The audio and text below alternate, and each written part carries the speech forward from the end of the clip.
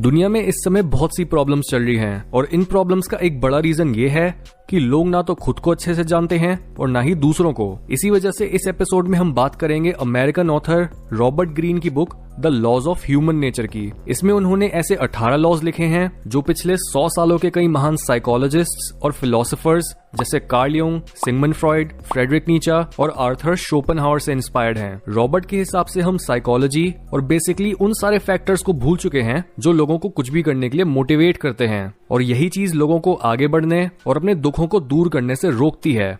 अगर उन्हें किसी इंसान से अपनी बात मनवानी हो तो उन्हें वो नहीं आता। अगर उन्हें कोई इंसान धोखा दे रहा हो तो वो वहां पर भी अपनी इग्नोरेंस के शिकार बन जाते हैं और उन साइंस को पकड़ ही नहीं पाते जो अंत में उनको बर्बाद कर देते हैं। और तभी ये एपिसोड अपने आप में ही आपको साइकोलॉजी और ह्यूमन बिहेवियर के बारे में बहुत सी चीजें सिखाएगा। Law number 1, law of irrationality. एक इंसान होने के नाते हमें ऐसा लगता है कि हमारा थॉट प्रोसेस बहुत रैशनल है और हम अपनी लाइफ को पूरी तरह से कंट्रोल कर पा रहे हैं, लेकिन रियलिटी इसकी बिल्कुल ऑपोजिट होती है। हमारे इमोशंस हमें गाइड करते हैं प्लेजरेबल चीजों के पास जाने के लिए और दर्द देने वाली चीजों को अवॉइड करने के लिए। इसी वजह से हम दुनिया को वैसे देखते हैं जैसा हम फील कर रहे हैं, बजाय जैसी वो असली में है। इसलिए ज्यादा रैशनल बनने के लिए पहले अपनी इर्रेशनल साइड को बाहर आते हुए पकड़ो। जैसे जब आपको एकदम से गुस्सा आ जाता है, आपके अंदर किसी इंसान के टुवर्ड्स बहुत स्ट्रॉन्ग हेट आती है, या फिर कोई भी चीज आपको इरिटेट या अपनी तरफ अट्रैक्ट करती है, तो अपने उस इमोशन को पकड़ो और उसे क्वेश्चन करना शुरू करो कि आपको एकदम से गुस्सा क्यों आया या इरिटेशन क्यों हुई। ये क्वेश्चन आपको अपने असली डरों और मोटिवेशंस के पास पहुंचाएगा। और जब बात आती है दूसरे लोगों की इररेशनैलिटी की, तब उन्हें चेंज करने की मत सोचो, क्योंकि इससे बस आपके रिलेशनशिप्स खराब ही होंगे। Number 2, law of narcissism. Robert Greene के हिसाब से सेल्फ लव का एक स्पेक्ट्रम या फिर एक स्केल होता है,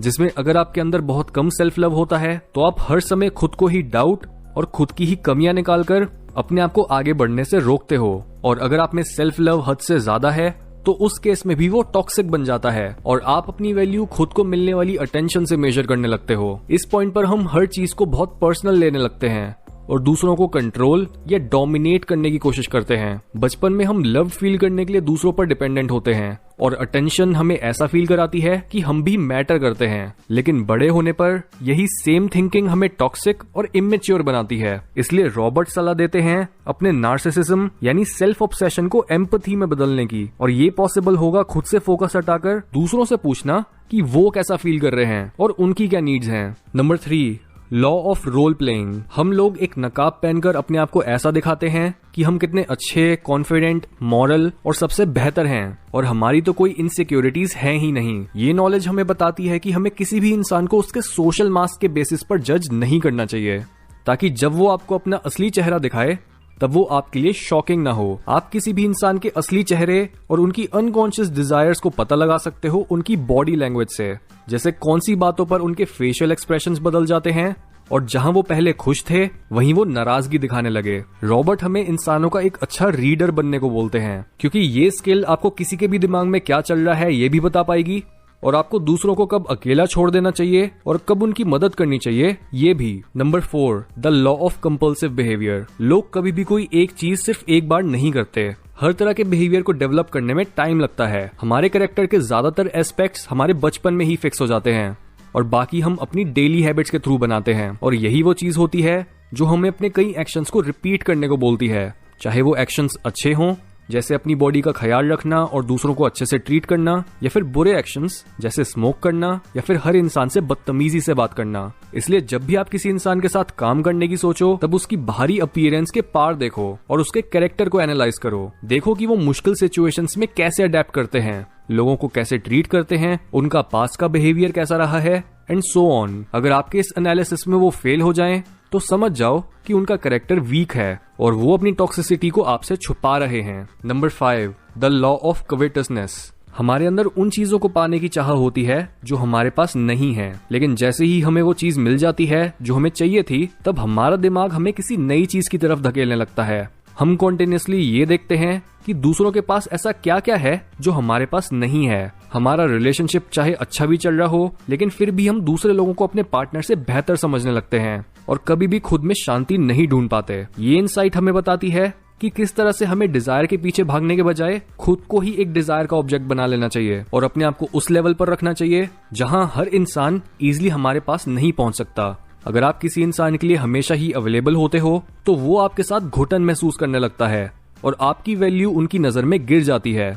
इसलिए इस लॉ को फॉलो करने के लिए लोगों को उनकी जिंदगी में अपनी गैर हाजिरी महसूस करवाओ। Number 6, the law of short sightedness. हम ऐसे बहुत से लोगों को जानते हैं जिनके लिए लॉन्ग टर्म प्लानिंग करना बहुत मुश्किल होता है। वो ट्रेंड्स और ग्रुप ओपिनियन से अट्रैक्ट होते हैं, जिस वजह से इस तरह के लोगों के साथ रहकर आपका टाइम भी खराब होने लगता है। आपको ऐसे लोगों के बजाय उन लोगों के साथ रहना चाहिए जिनके लॉन्ग टर्म गोल्स भी हैं और वो प्रेजेंट में रहकर उन गोल्स पर काम भी करते हैं। Number 7, the law of defensiveness. जब आप खुद को या खुद के ओपिनियंस को बदलने की कोशिश करते हो तब ये चीज लोगों को बिल्कुल पसंद नहीं आती। हर इंसान ये फील करना चाहता है कि वो इंडिपेंडेंट है, जिस वजह से जब भी हमें ऐसा लगता है कि कोई अपने ओपिनियंस या बिलीव्स हमारे आगे रखकर हमें चेंज करना चाहता है, तब हम बहुत डिफेंसिव और गुस्सा हो जाते हैं। यही रीजन है कि क्यों अगर आप किसी भी इंसान को कन्विंस या अपने मन मुताबिक चेंज करना चाहते हो तो उन्हें ऐसा फील करवाओ कि वो अपनी फ्री विल से अपने ही बेनिफिट के लिए खुद को चेंज कर रहे हैं। कभी भी किसी को उसके बिलीव्स के लिए अटैक मत करो, बल्कि उन्हें ये फील कराओ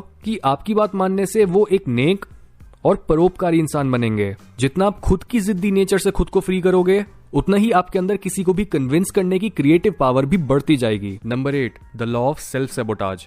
हर इंसान का दुनिया को देखने का नजरिया और अपने आसपास के हर इंडिविजुअल या सिचुएशन को इंटरप्रेट करने का तरीका दूसरों से अलग होता है और हमारा यही डिफरेंट एटीट्यूड ये तय करता है कि हमारी लाइफ में क्या होगा। अगर हम नेगेटिव मेंटल पैटर्न्स में अटके हुए हैं, हर मुश्किल सिचुएशन में बहुत डर जाते हैं और हर चीज को ही एक नेगेटिव लाइट में देखते हैं, तब हम अपने करियर और लाइफ में उन्हीं आउटकम्स को रियलिटी बना देते हैं जिनसे हम सबसे ज्यादा डरते हैं। इसे बोलते हैं सेल्फ सैबोटाज, यानी खुद के पैर पर ही कुल्हाड़ी मार देना। लेकिन हमारे इस एटीट्यूड को चेंज करना पॉसिबल होता है अगर हम अपने माइंडसेट को ज्यादा पॉजिटिव, ओपन और ज्यादा सहनशील बनाएं तो। Number 9, the law of repression. ऐसे बहुत कम लोग होते हैं जो सबके आगे अपनी ऑथेंटिक साइड को रख पाते हैं, क्योंकि हर इंसान के अंदर ही एक डार्क साइड होती है जिसे साइकोलॉजी में बोलते हैं शैडो। हमारी शैडो में हमारी इनसिक्योरिटीज, गुस्सा, सेल्फिश डिजायर्स और उदासी छुपी होती है।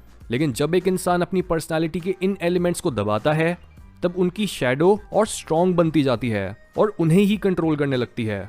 इसलिए रॉबर्ट यहाँ बोलते हैं कि इससे पहले कि आपकी शैडो आपको बहुत ज्यादा टॉक्सिक बना दे, आप उसे रिकॉग्नाइज करो और अपनी हर नेगेटिव चीज के बारे में कॉन्शियसली अवेयर बनो। इससे आप अपनी पूरी पर्सनालिटी को साथ जोड़ पाओगे और अपनी डार्क साइड को क्रिएटिव पोटेंशियल में बदल पाओगे।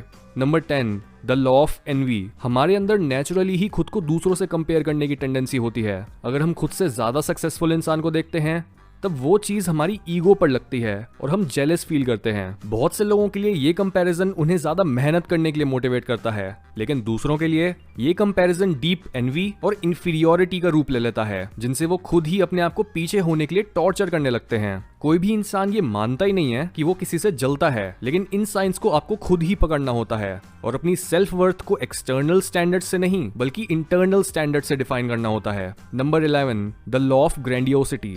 हम सब ही अपने बारे में अच्छा फील करना चाहते हैं, लेकिन जब ये फीलिंग हद से ज्यादा बढ़ जाती है, तब हमारे अंदर दूसरों से सुपीरियर होने की फीलिंग्स आने लगती हैं और कोई भी छोटी सी सक्सेस हमारी सुपीरियोरिटी की इस फीलिंग को एक बहुत खतरनाक लेवल पर ले जा सकती है। यही रीजन है कि क्यों बहुत से लोग जैसे तैसे सक्सेसफुल तो बन जाते हैं, लेकिन वो अपनी इस नई सक्सेस को ज्यादा समय तक हैंडल नहीं कर पाते। इसलिए ये देखो कि जब भी आपको कोई क्रिटिसाइज करता है, तब क्या आपको बहुत गुस्सा आता है या फिर क्या आपको अपने ऊपर किसी भी तरह की अथॉरिटी नहीं पसंद और आप खुद सबसे ऊपर रहना चाहते हो। ये साइंस होते हैं ग्रैंडियोसिटी के और आपको इसे नोटिस करके वापस से दुनिया का एक रियलिस्टिक मॉडल बनाना होता है। Number 12, the law of gender rigidity.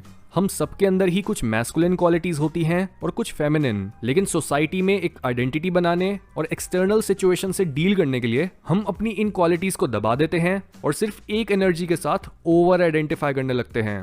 एक लड़का या तो बहुत फेमिनिन बन जाता है या फिर बहुत मैस्कुलिन, और सिमिलरली एक लड़की बहुत मैस्कुलिन बन जाती है या फिर बहुत फेमिनिन, और इसका हमें एक बहुत भारी प्राइस चुकाना पड़ता है, क्योंकि ऐसे हमारे कैरेक्टर और हमारे वर्ल्ड व्यू में भी एक इम्बैलेंस आ जाता है और हम अपने बिलीव्स को लेकर बहुत पक्के बन जाते हैं, जिसके बाद हम अपनी फैंटेसीज या गुस्सा अपने ऑपोजिट जेंडर पर प्रोजेक्ट करने लगते हैं और इससे हमारे रिलेशनशिप्स भी सफर करते हैं। इसलिए हमें अपने लॉस्ट फेमिनिन या मैस्कुलिन पार्ट्स को ढूंढना चाहिए और उनसे दोबारा कनेक्ट करना चाहिए, और ये पॉसिबल होता है खुद को ऑब्जर्व करने और अपनी फैंटेसीज को क्वेश्चन करने से। Number 13, the law of aimlessness. जहां जानवर खतरों से बचने के लिए अपनी इंस्टिंक्ट्स पर रिलाय करते हैं, वहीं हम इंसानों को अपनी कॉन्शियस डिसीजंस पर रिलाय करना होता है। हमें जो समझ आता है हम वो करियर तो ले लेते हैं और कहीं ना कहीं चलना तो शुरू कर देते हैं, लेकिन डीप इनसाइड हम लॉस्ट ही महसूस करते हैं। इस सिचुएशन से बाहर निकलने के लिए हमें एक सेंस ऑफ पर्पस चाहिए होता है, अपनी कॉलिंग ढूंढनी होती है, और फिर ये नॉलेज हमें सही डिसीजंस लेने के लिए गाइड करती है। इसलिए वो काम करो जो आपको अपनी तरफ बुलाते हैं। Number 14, the law of conformity. हमारे कैरेक्टर की एक ऐसी साइड होती है जिसके बारे में हम अवेयर नहीं होते। ये होती है हमारी सोशल पर्सनैलिटी, यानी वो बदलाव जो हमारी पर्सनैलिटी में दूसरे लोगों के सामने आते हैं। एक ग्रुप में हम जाने अनजाने में वही बोलने और करने लग जाते हैं जो दूसरे लोग बोल रहे या कर रहे होते हैं, और जहां ये चीज हमारे सोशल बॉन्ड्स बनाने में बहुत काम आती है, लेकिन अगर हम अपनी इसी फेक पर्सनैलिटी से आइडेंटिफाई कर लें तो हम अपनी यूनिकनेस और खुद के लिए सोचने की एबिलिटी खोने लगते हैं। यहाँ पर सबसे इफेक्टिव सोल्यूशन होता है सेल्फ अवेयरनेस डेवलप करना और उन चेंजेस को ऑब्जर्व करना जो हमारे अंदर दूसरे लोगों के साथ रहने से आते हैं। Number 15, the law of fickleness. जहां लीडरशिप के स्टाइल में टाइम टू टाइम बदलाव आते रहते हैं, वहीं एक चीज जो कांस्टेंट रहती है वो है लोगों के अंदर पावरफुल लोगों के टुवर्ड्स कंफ्यूज्ड फीलिंग्स। उन्हें एक अच्छा लीडर भी चाहिए होता है जो उन्हें गाइड करे, लेकिन उन्हें अपनी फ्रीडम भी चाहिए होती है। वो सेफ भी फील करना चाहते हैं और सक्सेस भी पाना चाहते हैं, लेकिन कोई भी सैक्रिफाइस नहीं करना चाहते। यही रीजन है कि क्यों एक लीडर बनना बहुत मुश्किल होता है। रॉबर्ट बोलते हैं, ये मत सोचो कि एक अच्छा लीडर बनने के लिए आपको दूसरे लोगों को ऐसा दिखाना होगा जैसे आप उनके एक दोस्त हो। इसके बजाय आपको अपने आप को निष्पक्ष, पावरफुल और ऑथेंटिक दिखाना होगा और लोगों के अंदर अपने टुवर्ड्स ट्रस्ट जगाना होगा। Number 16, the law of aggression. Frustration और गुस्सा हर कोई फील करता है, और जब अच्छे बनने से काम नहीं चलता तो लोग अपने इसी गुस्से को दूसरों को मैनिपुलेट करने के लिए इस्तेमाल करने लगते हैं। यही रीजन है कि क्यों आपको ये ऑब्जर्व करना आना चाहिए कि कौन सा इंसान अपने अनसेटिस्फाइड गुस्से के बेसिस पर एक्ट कर रहा है, जैसे हर चीज को कंट्रोल करने की इच्छा और इमोशनल होने के बाद कुछ भी क्लियरली ना सोच पाना। ये बिहेवियर्स दबे हुए गुस्से के ही साइंस होते हैं, और अपने इमोशंस को आप पर निकालकर वो आपको इमोशनल बनाने की कोशिश करते हैं। लेकिन ऐसे लोगों को कभी मत जीतने दो, और ये ताकत आप में तब आएगी जब आप खुद के गुस्से को चैनलाइज करना सीखोगे। Number 17, the law of generational myopia. हम जिस जनरेशन में पैदा होते हैं वो हमारे सेंस ऑफ सेल्फ को ढालने में बहुत बड़ा रोल निभाती है, क्योंकि आपकी जनरेशन खुद को पिछली जनरेशन से अलग करना चाहती है और दुनिया को एक नई दिशा में ले जाना चाहती है। शुरू में आपको नई वैल्यूज, नए आइडियाज और बिलीव्स पिछली जनरेशन के आइडियाज से बेहतर लगते हैं, लेकिन बड़े होते होते आपका माइंडसेट फिक्स होने लग जाता है और ये चीज आपको किसी भी नई चीज को सीखने और समझने से रोकती है। इसलिए इस नॉलेज को यूज करो अपने हर बिलीफ या आइडिया को टेस्ट करने के लिए, क्योंकि आपकी जो भी वैल्यूज अभी हैं उनमें से सारी वैल्यूज टाइम की मार नहीं सह पाएंगी। Number 18, the law of death denial. हम में से ज्यादातर लोग अपनी पूरी जिंदगी मौत के ख्याल से दूर भागते रहते हैं। इसके बजाय रॉबर्ट ग्रीन बोलते हैं कि डेथ का ख्याल तो हमारे दिमाग में हमेशा होना चाहिए। जिंदगी कितनी छोटी है ये समझना बहुत जरूरी होता है अगर आप अपनी लाइफ में कुछ भी मीनिंगफुल करना चाहते हो, क्योंकि आपको हर मोमेंट में पता होगा कि कौन सा इंसान या काम आपके टाइम और एनर्जी के लायक है और किस काम में खुद को उलझाना बस टाइम वेस्ट है। मौत एक ऐसी चीज है जो हम सबको इक्वल बनाती है, क्योंकि इसके आगे कोई भी पावर या कोई भी चालाकी नहीं चलती। इसलिए अगर आप अपनी लाइफ के एक्सपीरियंस को ज्यादा डीप बनाना चाहते हो तो अपनी डेथ के ऊपर मेडिटेट करो और इस फैक्ट को हमेशा याद रखो कि आप एक दिन मर जाओगे।